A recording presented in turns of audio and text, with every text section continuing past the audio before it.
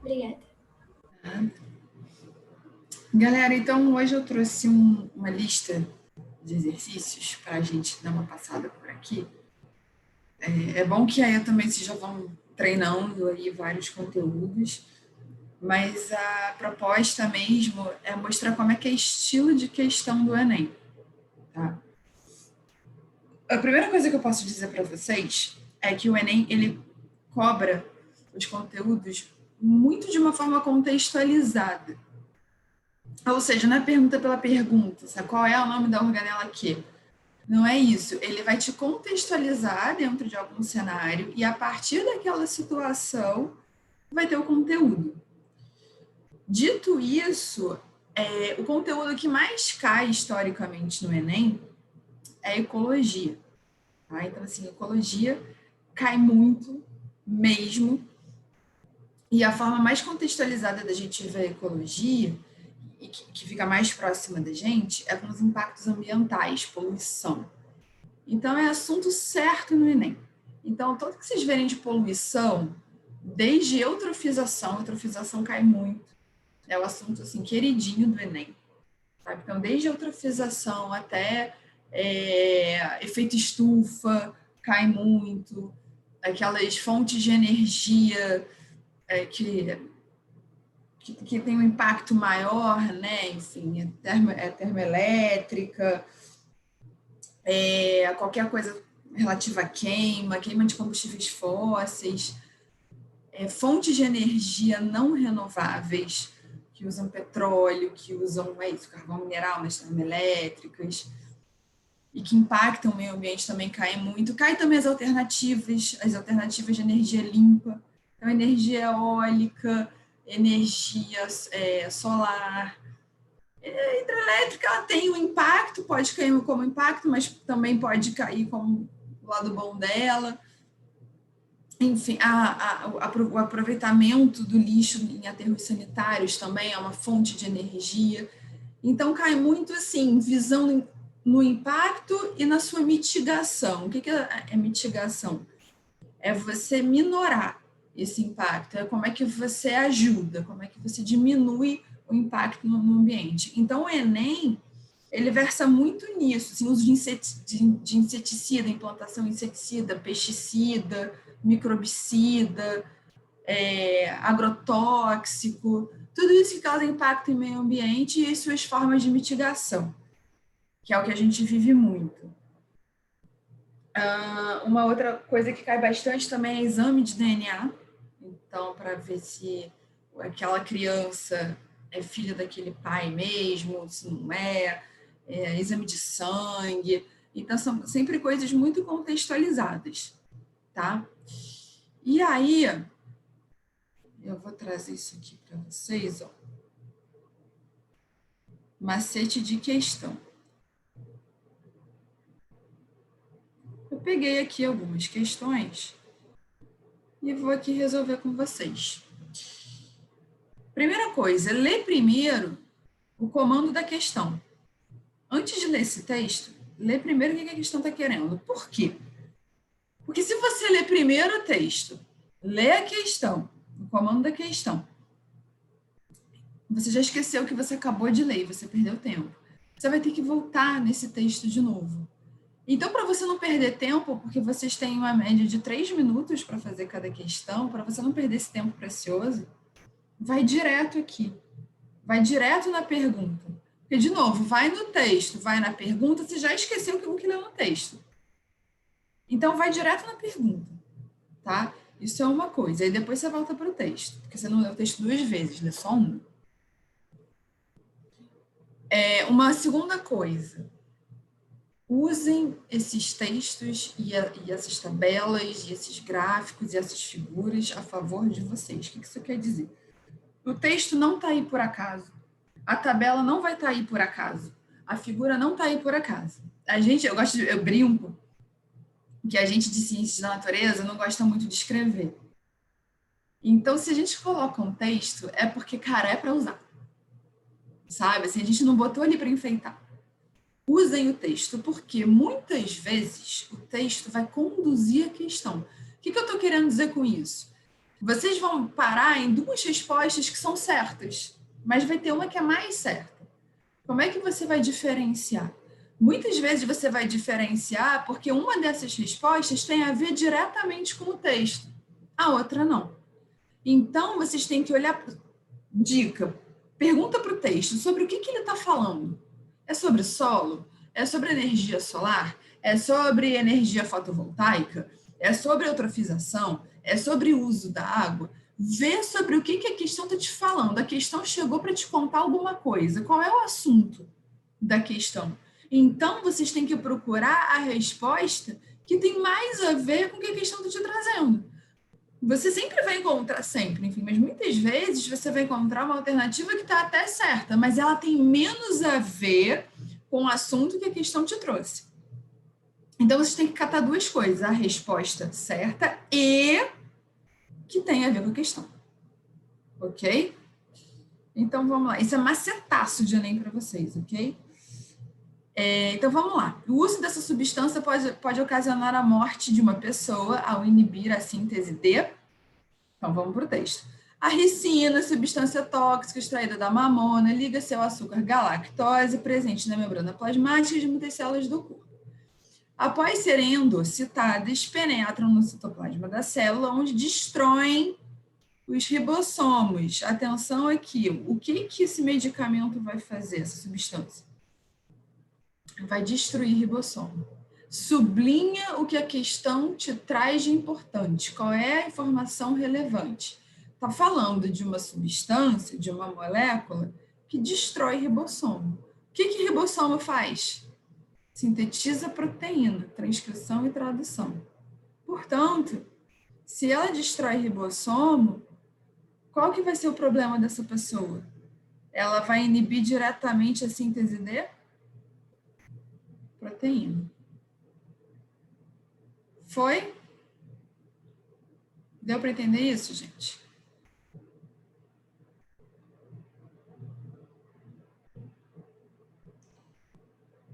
Segunda questão. As dicas, sim. Vamos tentar fazer.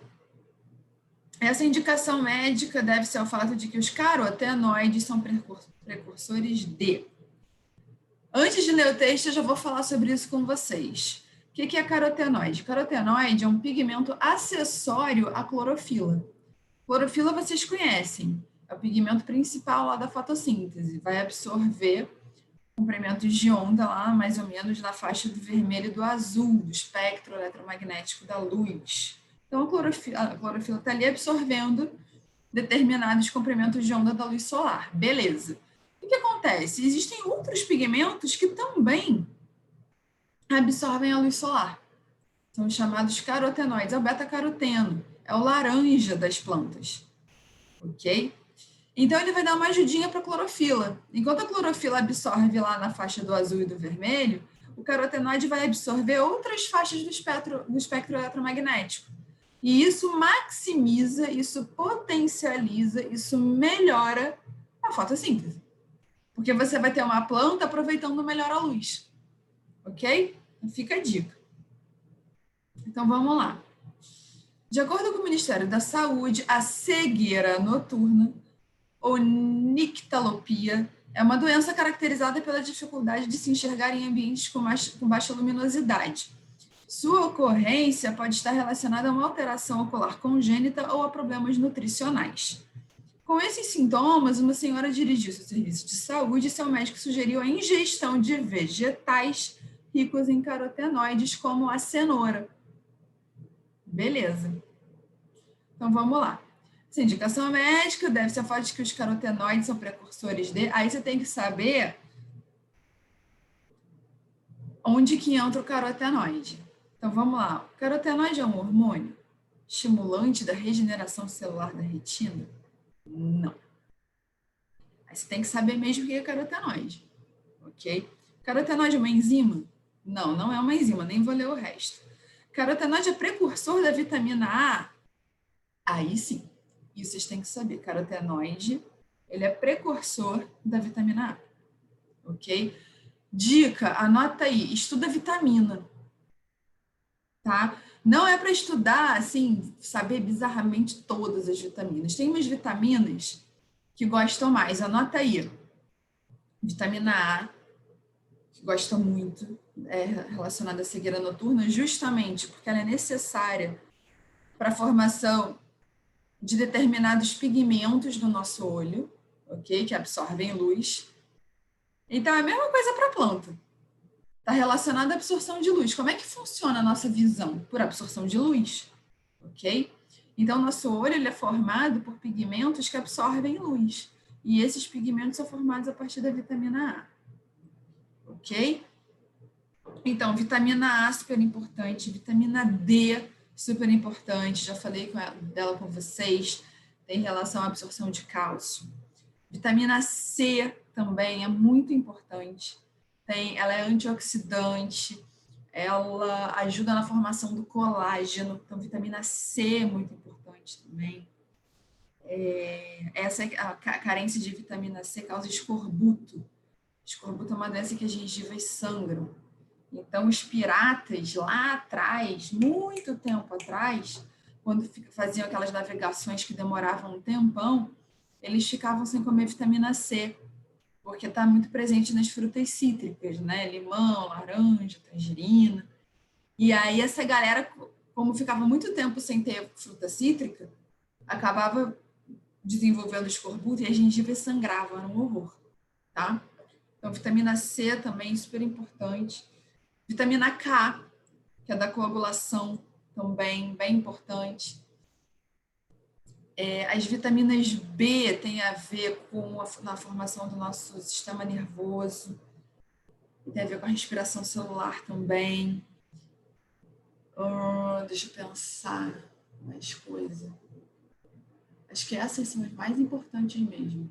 E aí, os sais minerais, né? Iodo, que é super importante para o tireoide, potássio, cálcio. Esses são super importantes. Então, dá uma olhada nesses principais, assim. Estou falando com vocês, tá? Atenção aqui, ó. Vitamina C, substância antioxidante, ok, que diminui a degeneração de cones e bastonetes. Cones e bastonetes são as estruturas do olho.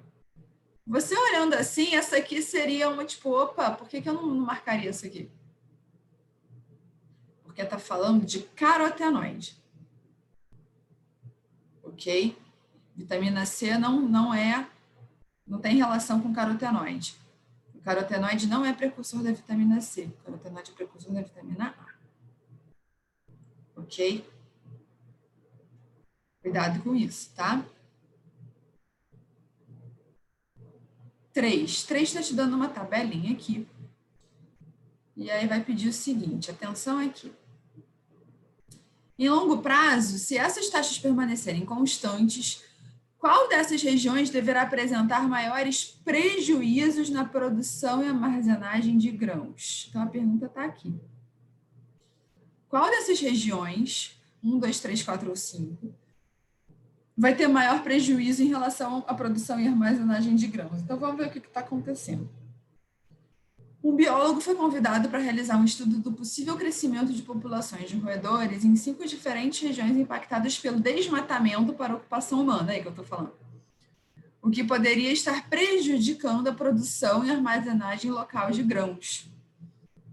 Para cada uma das 5 populações analisadas, identificou as taxas de natalidade, mortalidade, emigração e imigração em número de indivíduos conforme ilustrado no quadro. Ok? Então, repara, o que a questão está dando para vocês? Essas populações aqui, olha só, não é população de grão, é população de roedor. Ok? Então, as 5 regiões estão aqui. Essas 5 regiões têm populações de roedores.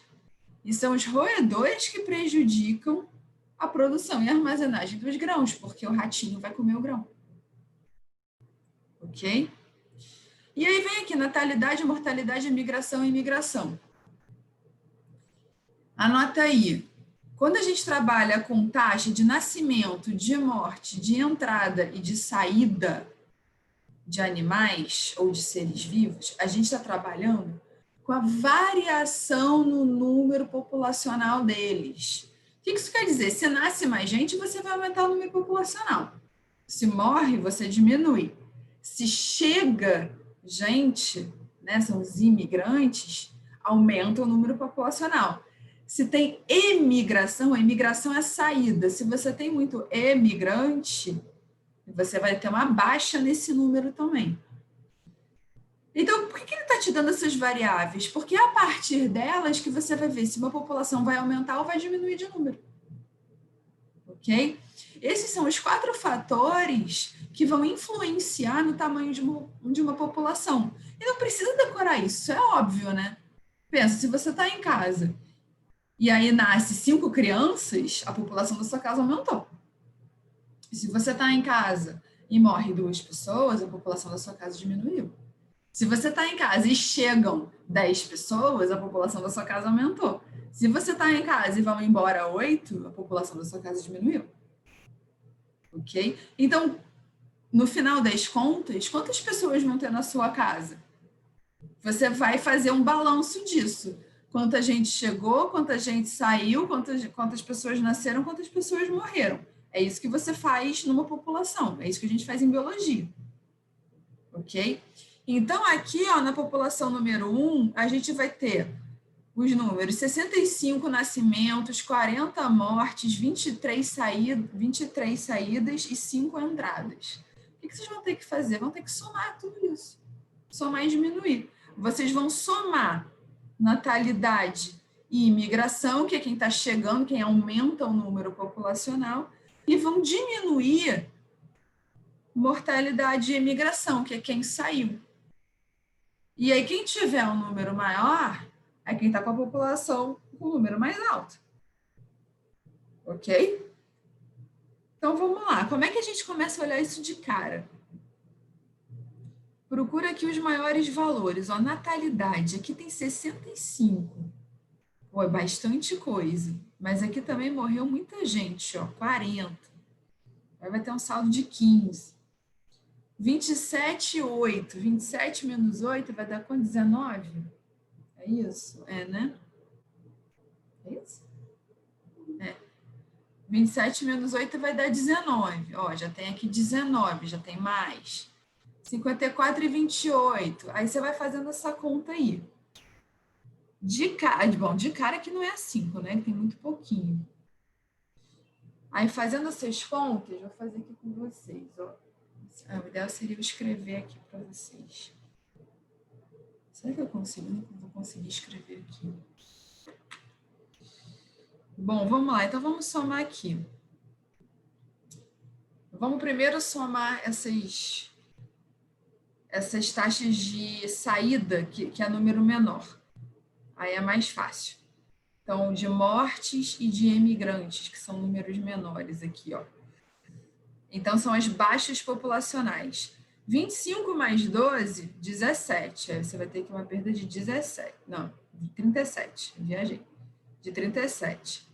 28 mais 15, arredonda. 30 mais 15, 45, 43. Aqui você já tem uma perda de 43. Perdeu bastante. Vai anotando aí, porque eu estou sem papel. 8 mais 18, a gente vai ter 20 mais 8, 28, menos 2, 26. Vai ter aí uma perda de 26. Ó, aqui perdeu gente pra caceta, tá vendo? 40 mais 23. Vai ter uma perda de 63. Aqui perdeu muito. Então, aqui nessas coluninhas do meio são as perdas. Aqui a gente vai ter a alta, ok? É o saldo positivo. Vocês chegaram a somar aí para mim? Eu estou sem papel aqui. Espera aí que eu estou fazendo as 5. Beleza. Aqui os valores.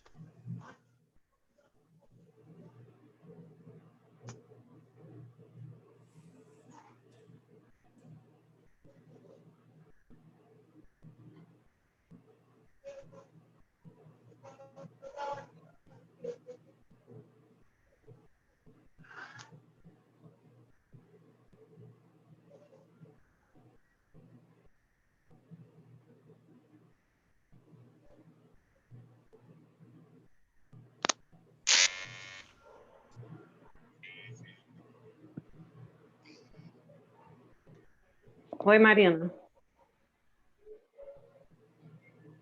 Oi, Marina.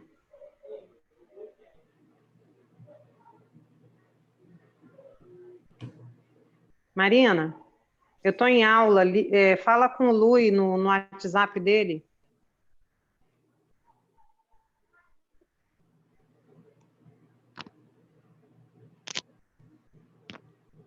Foi, gente? Descobriram aí?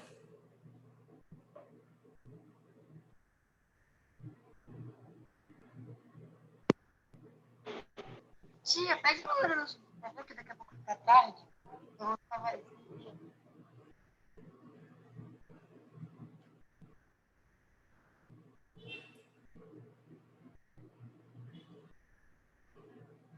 E aí, gente, foi?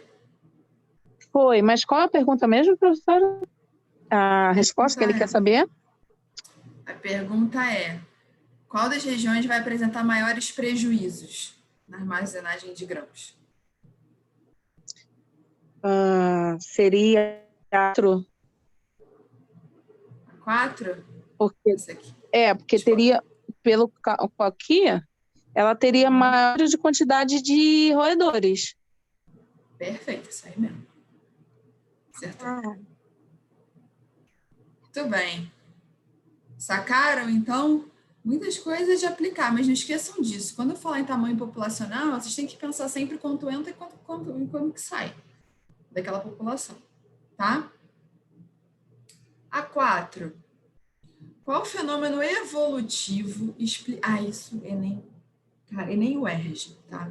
Ama esse negócio de evolução. Ama.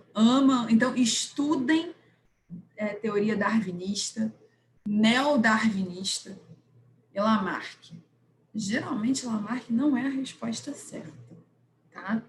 Geralmente, a resposta certa é a teoria de Darwin ou a neodarwinista, tá? Porque é a teoria aceita, ok? Qual fenômeno evolutivo explica a manutenção das diferenças ecológicas e biológicas citadas? Então, o que acontece que mantém as diferenças biológicas? Vamos ver. Podemos esperar que, evoluindo de ancestrais que disputavam os mesmos recursos, as espécies tenham desenvolvido características que asseguram menor ou nenhuma competição com membros de outras espécies. Espécies em coexistência, com um potencial aparente para competir, exibirão diferenças em comportamento, fisiologia ou morfologia. Beleza. Então, o que a questão está pedindo de vocês? Está falando justamente que espécies que coexistem, ou seja, existem juntas e ao mesmo tempo, mantêm diferenças. Por isso, inclusive, que elas coexistem, porque elas acabam não competindo pelos mesmos recursos. Elas vão ter diferenças. Ok? É isso que permite, é isso. Se todo mundo, se eu estiver aqui na minha casa e oferecer pizza, e todo mundo quiser pizza, pão de queijo e, sei lá, pipoca. Se todo mundo só comer pizza, ferrou, cara, porque não vai ter pizza para todo mundo. Vai todo mundo competir pelo mesmo recurso alimentar. Agora, se tem alguém que gosta de pipoca ou outro alguém que gosta de pão de queijo, aí todo mundo vai conseguir ficar aqui de boa sem brigar. Todo mundo vai conseguir coexistir. Porque tem preferências alimentares, ou seja, o nicho alimentar é diferente. Quando a gente amplia isso para todas as necessidades de uma espécie, seja necessidade de lugar, seja comportamento, seja diurno, seja noturno, período reprodutivo, lugar da árvore que gosta, sei lá, se gosta de um lugar mais quente, mais frio. Tudo isso, se cada um for, se todo mundo for diferente, todo mundo vai conseguir coexistir. E como é que você mantém essas diferenças? O que mantém as características das espécies? Sempre. Eu estou falando de manutenção, eu não estou falando de geração de características. Gerar característica diferente é uma outra história. Eu estou falando o que fica ao longo do tempo evolutivo mantendo sempre as características. É sempre um processo que vai fazer uma interseção. Que interseção é essa? Aquilo que o ambiente tem e aquilo que você quer. Aquilo que você precisa. Se juntou as duas coisas, você foi selecionado. ok? Então, se o ambiente é muito quente e você tem mecanismos que evitam a desidratação, você foi selecionado. É igual a entrevista de emprego, é o perfil, ok? Se o ambiente é muito frio e você tem mais tecido adiposo, você foi selecionado, certo? Então, tá falando o que mantém as características ao longo do tempo?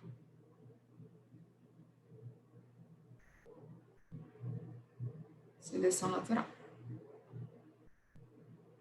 Quando vocês verem seleção natural numa questão, já olha com carinho para ela, tá? Geralmente é ela a resposta. Tá. Eu estava em dúvida entre a seleção natural e a genética, só que o que me deixou mais em dúvida foi a palavra deriva. Então, deriva genética, na verdade, é um evento que acontece no seguinte. Você vai ter, vamos supor que você está lá num local, e aí você vai ter gente de tudo quanto é tipo, bicho de tudo quanto é tipo, pequenininho, grandão, devagar, rápido, que se enterra, que pula, você vai ter bicho de tudo quanto é coisa. Obviamente, você vai ter... O que é uma adaptação? É uma característica vantajosa àquele ambiente, certo? Então, por exemplo, se você tem um ambiente em que é todo de areia, vai ser bom para quem pode se enterrar. Ou seja, adaptação é uma característica vantajosa para aquele local, para aquele contexto, certo? Isso é uma adaptação. Então, como é que funciona a seleção natural? A seleção natural, ela vai funcionar selecionando o perfil mais adequado para aquele contexto, ponto. E aí você vai ter sempre os fenótipos mais adequados, ok? Os fenótipos vantajosos, ok? Que exibem alguma vantagem perante aquela situação, ok?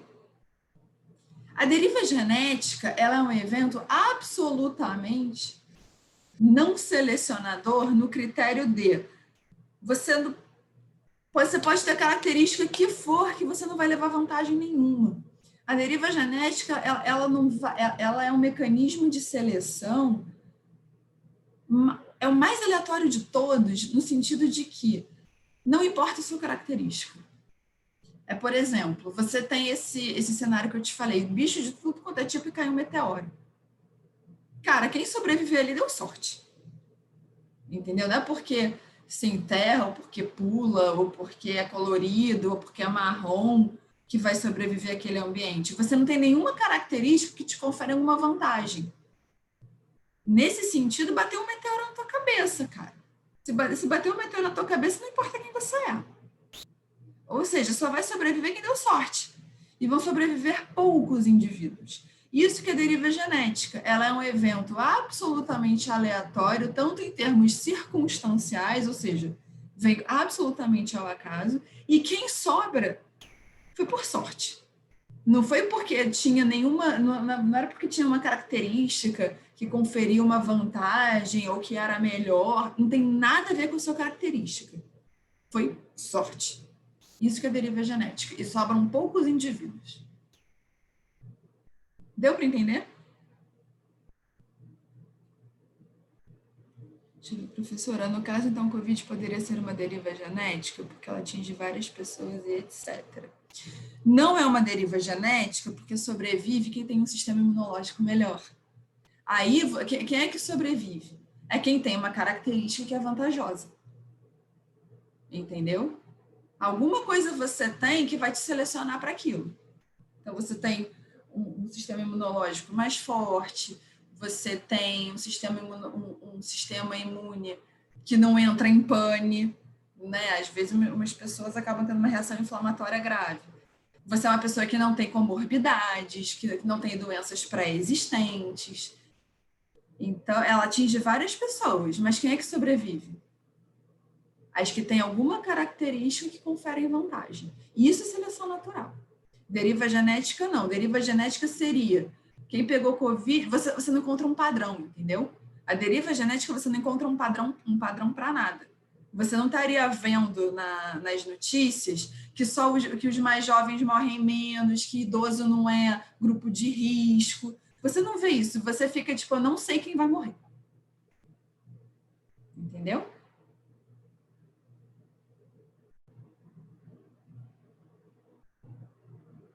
Esse lance de deriva genética também adora cair, porque é um conceito que pouca gente domina.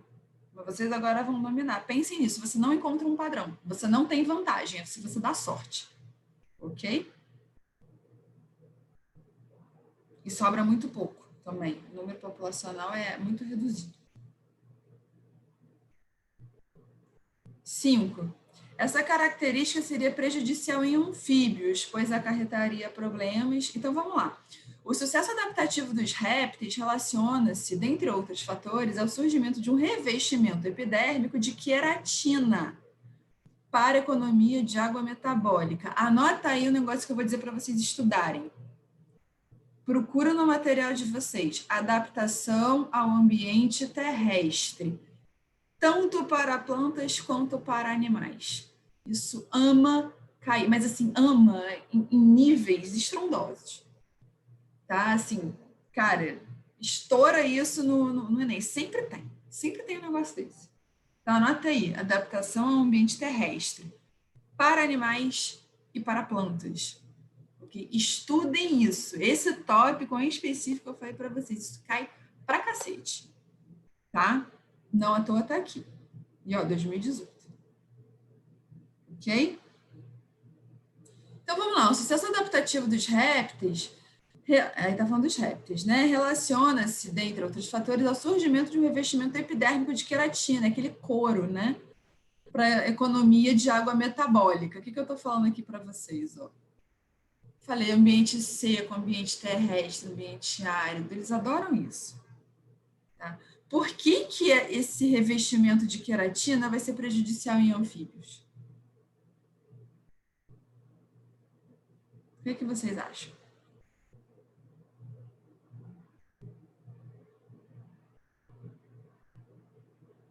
O que o anfíbio tem de mais importante? Assim?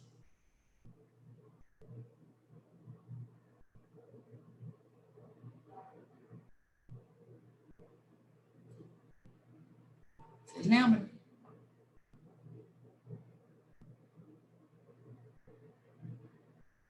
O anfíbio ainda precisa da água, né?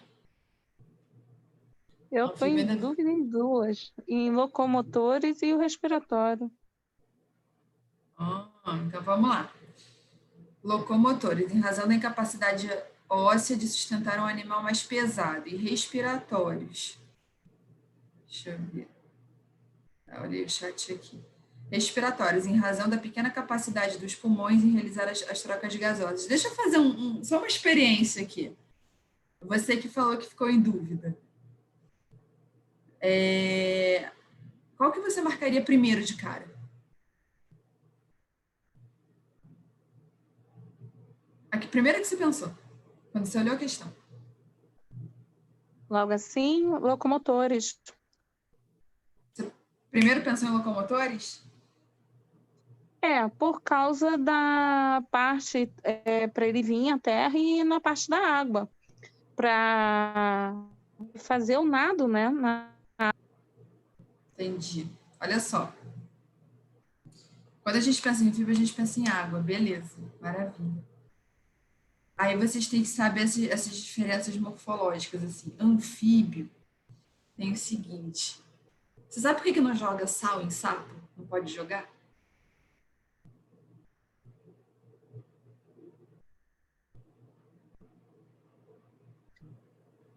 A pele dele respira. Justamente. Imagina uma camada de queratina nessa pele. Entendeu? Uhum. Exatamente. Pensa no que você conhece. Vai no que você conhece. E vamos supor que, beleza, na hora não veio essa dica para você. Locomotores e respiratórios, cara. Aí você fica, cara, locomotor. Realmente uma camada de queratina. A gente tem queratina. Isso pesa tanto mais, assim? É uma bigorna que você vai carregar? Queratina é uma proteína. Entende? Você não vai ser um casco gigantesco. O jacaré é pesado porque ele é muito musculoso. Entendi. Claro que ele tem o couro mais grosso. Isso. Mas isso não é significativo a ponto de tornar, de invalidar, de incapacitar ele de se locomover, entendeu? Queratina é uma proteína. A gente tem queratina no cabelo. Beleza? Beleza. Então, galera, olha só para relembrar, anfíbio tem pulmão, só que é um pulmão muito rudimentar ainda. É um pulmão muito simples. Então, eles têm uma respiração acessória, que é a respiração cutânea. Ele respira pela pele. Ok? E aí, uma diquinha também. Mesma pergunta que eu já vi num outro contexto. Por que a gente não pode ter... A gente tem queratina na pele. Por que a gente não pode ter queratina lá no intestino? No intestino delgado?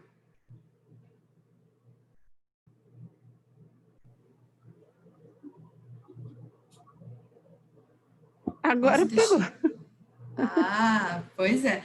A queratina é como se fosse uma cera, né? Que você colocasse. Mas cuidado, que é uma proteína. Ela vai deixar essa camada mais grossa. Se você botar queratina no intestino delgado, você não vai conseguir absorver nutriente, né? Toda a superfície de absorção, ela tem que ser muito fininha. De absorção ou troca. As superfícies de absorção ou troca são muito fininhas. Se você bota uma camada de queratina, você acaba com a função dessa estrutura. Reparem numa coisa, Enem não está te perguntando o nome do negócio, ele está sempre fazendo você pensar.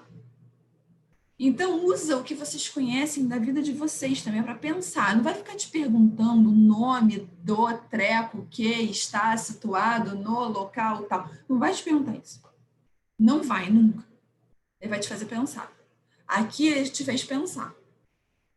Está falando da camada de queratina e está falando dos répteis. Cara, você tem que saber para que serve esse negócio dessa queratina. Você não tem que ficar decorando o que é uma queratina. Você tem que saber para que serve. Ela serve para quê? Ela é impermeabilizante. Ela vai deixar a pele mais grossa. Então, cara, a partir do momento que você deixa uma pele mais grossa, você está ajudando a não perder água, mas você também está prejudicando outras coisas. Você inviabiliza outras, entendeu? Vocês têm que pensar por que as coisas funcionam, o porquê delas. Enem é muito baseado em porquê. O porquê das coisas. Por que vocês aprendem biologia?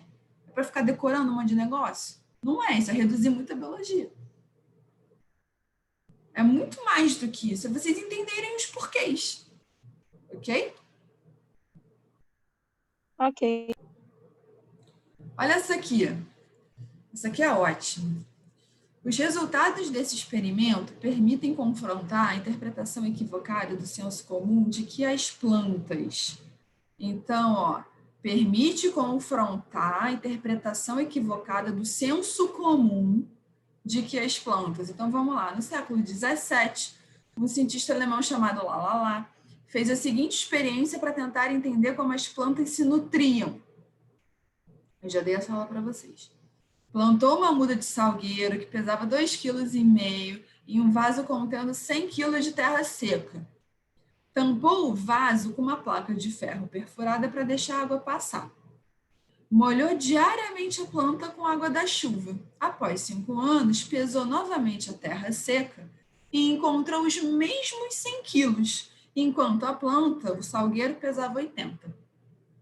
Ou seja, ele foi lá e plantou uma mudinha lá de salgueiro. A mudinha pesava 2,5 kg e tinha 100 kg de terra. Anos depois, cuidando bem dela, foi pesar de novo. Tinha 100 kg de terra, ou seja, a terra não variou, mas o salgueiro pesava 80 quilos. Esses resultados permitem confrontar a interpretação equivocada do senso comum de que as plantas...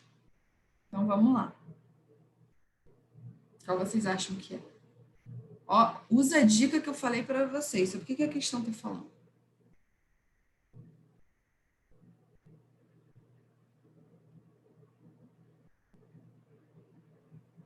que usam a luz como fonte de energia?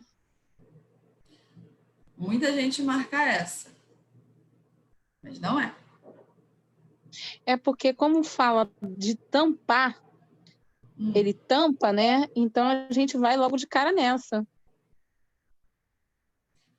Onde fala de tampar? Ah, Mas tampou o vaso com uma placa de ferro perfurada. Para ela deixar te passar. induz, mas se pensar que ele molhou, regou diariamente com a água da chuva. Aí a resposta, então, correta seria usaria a água para construir seu corpo. A planta tem água para. A água constitui o corpo de todo mundo.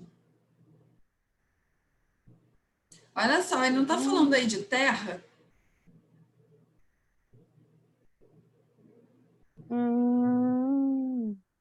Ele está chamando muita atenção para o peso da terra, não tá?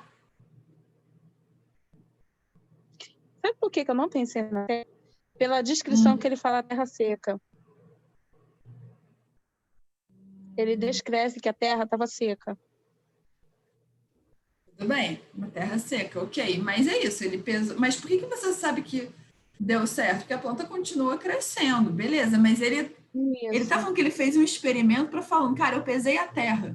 Ele pesou a terra. Ele não falou de luz, ele não falou de oxigênio, ele não falou disso, ele falou que pesou a terra. Isso é só uma dica. Mas por que a C está errada? Vocês lembram o conceito de decomposição que eu falei para vocês? Quando a gente viu em ecologia? O que é decomposição? É quando os decompositores transformam matéria orgânica em matéria inorgânica.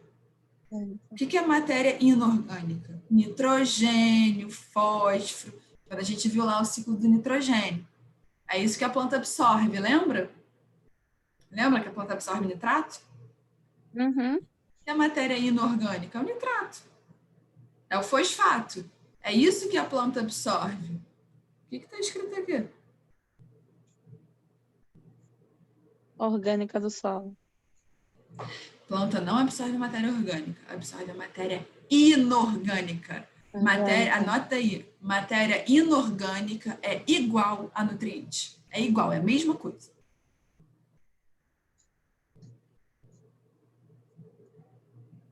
Ok? O jeito certo de matar a questão é por aqui. Mas essa aqui, ó, cabia a dica que eu falei para vocês. Do que a questão tá falando? Cara, o homem tá me pesando terra. Quem é que pesa terra?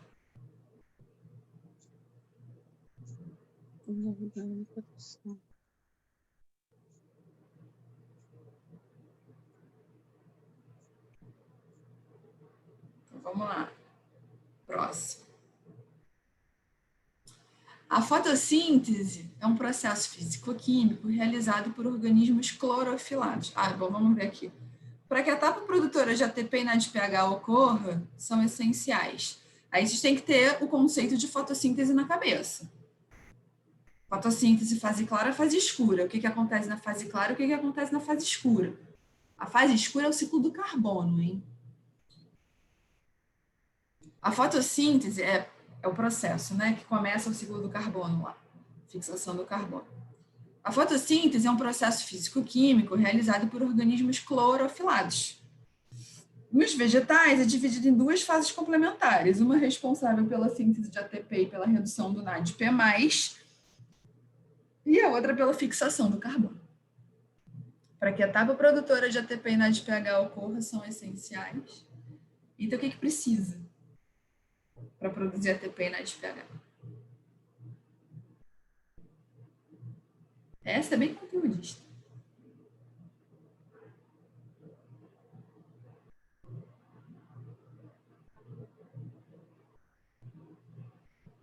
Vocês lembram o que acontece na fase clara e na fase escura?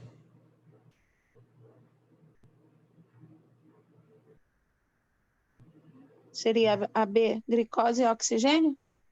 Não, senhorita. Quando a gente pensa em fotossíntese, a gente já olha na glicose e no oxigênio, mas olha aqui, o que ele está te perguntando? Etapa produtora de ATP e NADPH. Essa aqui é a fase clara. que ele está falando é, para que a fase clara ocorra, o que eu preciso? Eu preciso fazer a fase clara acontecer. O que eu preciso para ela acontecer? Radiação luminosa e água. Perfeito. Radiação luminosa e água. Exatamente. Ok? Eu posso dar para vocês aula de fotossíntese na próxima aula também. Ou alguma aula, tá? Fotossíntese é um assunto que cara tem que saber. O pessoal chora, ai, fotossíntese é muito chato, e não sei o quê. Cara, vai por mim. Quando a gente entende, não é chato. Inclusive, ajuda muita gente a ter as plantinhas em casa e fazer as plantinhas sobreviverem. Ok? Isso aqui a gente usa na vida. Ah, vai ser muito bom, porque eu estou matando um monte de planta aqui. Ó, já fica a dica. Rega as plantinhas à noite. Não precisa regar de dia, rega à noite. E não tem que regar a planta inteira. Rega à noite. Final da tarde, começo da noite. Por quê? Porque se você rega de dia, o que está acontecendo? A planta está lá com o estômago aberto. Olha a aula de biologia. A folhinha está lá com o estômago aberto. Por quê? Para captar gás carbônico. Mas quando o estômago está aberto para ela captar gás carbônico, para fazer a fotossíntese, ela também está perdendo água. Ela está aberta. Então, cara, se você está regando ela durante o dia, aquela água que entra vai acabar saindo. Quando você rega de noite, o estômago está fechado. Então, a água vai entrar, vai ser absorvida pelas raízes e vai ficar na planta e vai hidratar ela. Aí ela vai conseguir reter a água. Agora, se você rega quando o estômago está aberto, ela vai entrar por baixo e sair por cima. Ah, estou matando as bichas, assim. Não é matando, mas você acaba diminuindo o aproveitamento da água. E óbvio que excesso de luz também não é bom. E aí depende da plantinha. Se é uma planta mais de sombra, planta mais de sol. Acontecendo muito aqui, aparece muito fungo nas plantas, então acho que eu molho demais, porque às vezes eu molho de manhã e de noite. Não precisa de tudo isso, não. Precisa não, a plantinha morre até afogada. Sabe por quê? Porque você vai encharcar aquela terra, aí aquela terra fica encharcada, e aí sabe o que vai acontecer? Vai ter decomposição ali, e eu já expliquei isso para vocês. Decomposição utiliza oxigênio. Aí aquela terra que vai ficar com aquela água parada, encharcada ali, vai estar também com alta decomposição de matéria orgânica, vai usar aquele oxigênio que está lá, então aquela terra vai ficar absolutamente sem oxigênio. Vai ficar com aquela água que não renova, com a decomposição acontecendo, decomposição usa o oxigênio, e você vai deixar aquele ambiente sem oxigênio. Aí a raiz não consegue absorver oxigênio. Entendi. Então, dá aquela regadinha ali de leve, de tardinha, início da noite, ali na terra. Ou usar borrifador é bom também para as folhas. Dia sim, dia não. Não precisa ser todo dia, 2 vezes por dia, não. Você afoga a plantinha. Então, vamos lá. A última de hoje. Esse processo, para conservar os alimentos, aí a aplicação remove água por... Atenção aqui para mim, remove água. O movimento da água só é é apenas um. E o Enem ama, e o ERG também. Qual é o nome do movimento da água? Quando a água passa de um meio para o outro.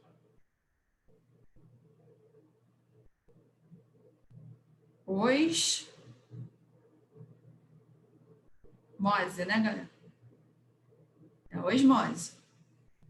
E como é que a água se movimenta de um meio para o outro? Ela vai sempre procurar o lugar mais concentrado. Ela vai do meio menos concentrado para o lugar mais concentrado. Ok? Por isso, quando você come um belo de um salgadinho, uma batata frita maravilhosa, com bastante sal, você fica com sede. O que você vai fazer? Vai beber água, né? Ou aquele doce bem doce, você vai beber uma aguinha depois, não vai? Não vai dar uma sede maneira? Por quê? você ficou mais concentrado. Você precisa de água para equilibrar a tua concentração. É o balanço osmótico, ok? Sabendo que a água sempre vai do meio menos para o mais concentrado, vamos fazer a questão. A horticultura tem sido recomendada para a agricultura familiar, porém as perdas são grandes devido à escassez de processos compatíveis para conservar frutas e hortaliças. O processo, nem tinha lido. O processo denominado desidratação osmótica tem se mostrado uma alternativa importante nesse sentido, pois origina produtos com boas condições de armazenamento e qualidade semelhante à matéria-prima. Beleza. Então, o que está falando? Que o nome do processo é desidratação osmótica. Cara, já te deu o caminho. Ok? Então, esse processo, denominado desidratação osmótica, para conservar os alimentos, remove água por...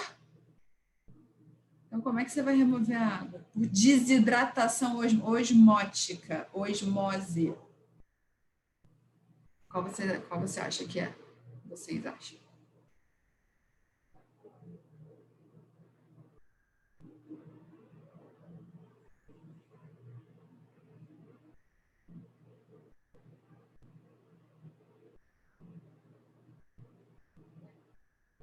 C? Utilização de solutos voláteis que facilitam a evaporação do solvente. O que você achou que é C? B.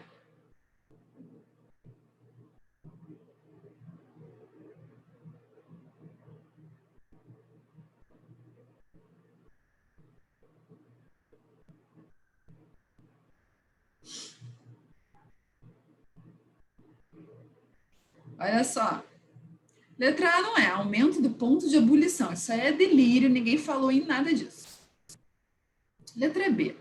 Passagem do soluto através de uma membrana semipermeável. Aqui está falando que quem se move é a água, né? E aqui está falando que quem se move é o soluto. Não é o soluto que está se movendo, é a água. Está perguntando como é que sai a água? Pela passagem do soluto? Não. Passagem do soluto não move a água. Isso aqui está falando que esse aqui é o movimento do soluto. E aí ela está perguntando do movimento da água. C. Utilização de solutos voláteis que facilitam a evaporação do solvente. Galera, soluto volátil. Vocês já ouviram falar nisso?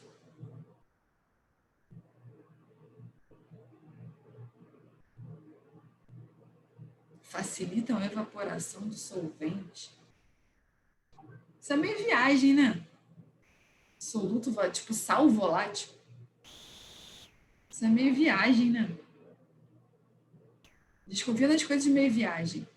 Ah, isso também é outra dica de Enem. São coisas viáveis. D. Aumento da volatilidade do solvente pela adição de solutos ao produto. Não, você não vai aumentar a volatilidade da água porque você adicionou sal. Isso não existe. A resposta é a letra E. Ela está camuflada. Pressão gerada pela diferença de concentração entre o produto e a solução. Ou seja, você vai levar a uma diferença de concentração, uma pressão osmótica. Você vai ter um meio mais concentrado e um meio menos concentrado. O produto é mais concentrado. Ok? A solução, que seria a solução que está ali nas frutas e nas hortaliças, ela é menos concentrada. Então, a partir do momento que você gera, e isso é termo técnico que adora cair, uma diferença de pressão osmótica, isso cai também em sistema excretório. Diferença de pressão osmótica. Isso também está no movimento da água na planta, lá no xilema. Como é que a água que é absorvida na raiz chega lá na folha? Diferença de pressão osmótica. O que é isso? O aumento da pressão osmótica. O que é isso? Pressão osmótica é a pressão da concentração. Ou seja, diferença da pressão osmótica é diferença da concentração. É isso que vai gerar o movimento da água. A diferença de concentração vai levar a uma diferença de pressão osmótica.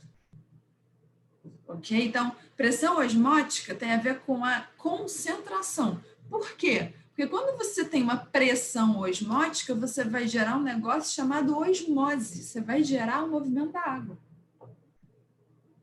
Deu para entender? Essa questão aqui não é considerada uma das fáceis no Enem, muito provavelmente. Ela está do médio para o difícil. Essa é a questão que vai ter um índice de erro alto.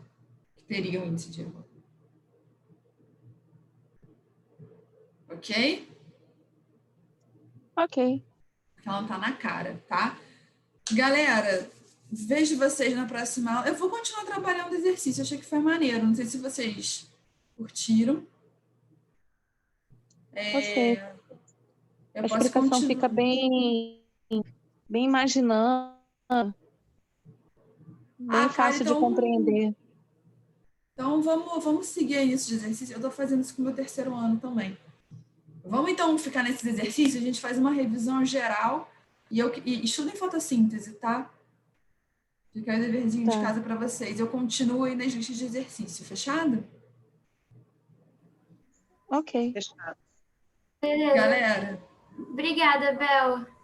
valeu, gente. Uma beijoca para vocês. A gente se vê daqui a 15 dias. Qualquer coisa, me gritem. Show, valeu. Obrigada. Beijo. Tchau, gente. Boa noite. Boa noite. Boa noite.